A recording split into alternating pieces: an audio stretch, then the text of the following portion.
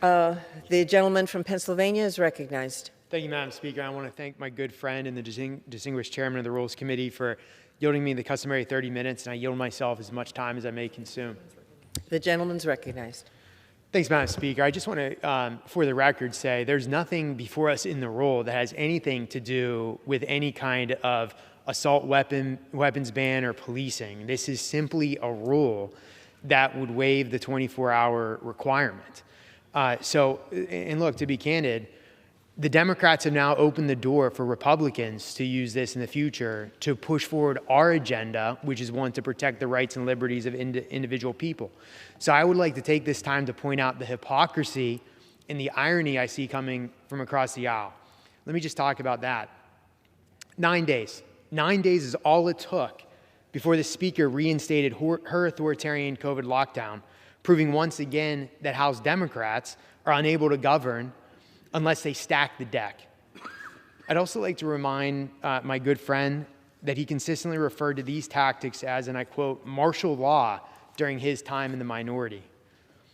If I can just quote the chair on same-day authority during the 109 Congress, I'm going to quote, "My problem is with the significant pieces of legislation, some legislation which may not have even been heard by committees of jurisdiction, which may not have been reported out of committees of jurisdiction, bills that will come before us that the House has not even considered, things that we will not have an opportunity to be able to read before we can vote on them," end quote.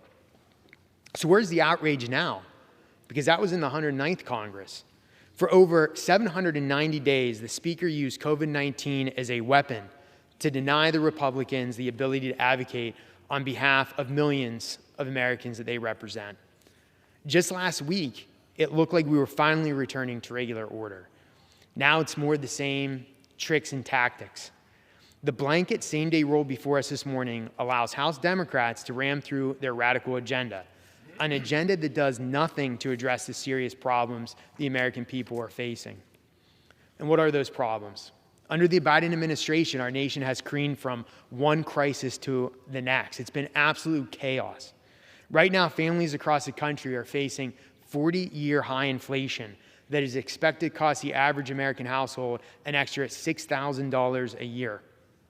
Yesterday, we were told that we're officially in a recession when the GDP fell for a second quarter in a row. And although the Biden administration is attempting to deflect blame by referring to this latest economic disaster as a, and I quote, transition period, the American people know that we are facing a recession, that we are in a recession and facing hard times to come because of the radical policies of the left. And it's not only going to get worse with the recently announced Build Back Broke deal, which will raise taxes on Americans, it will try to socialize American healthcare, and it'll try to implement the radical Green New Deal policies that have led to this energy crisis in the first place. So this is no way to run the people's house, but I want it noted that the door is now open. I find it absolutely hypocritical that there was outrage when Republicans use the same tactic against this, but now it's okay when the Democrats want to do it. So I'm looking forward to the day when power returns to the Republicans, and we'll see if there is outrage at that point. So I urge my colleagues to vote no on the rule, and I reserve the balance of my time. The gentleman reserves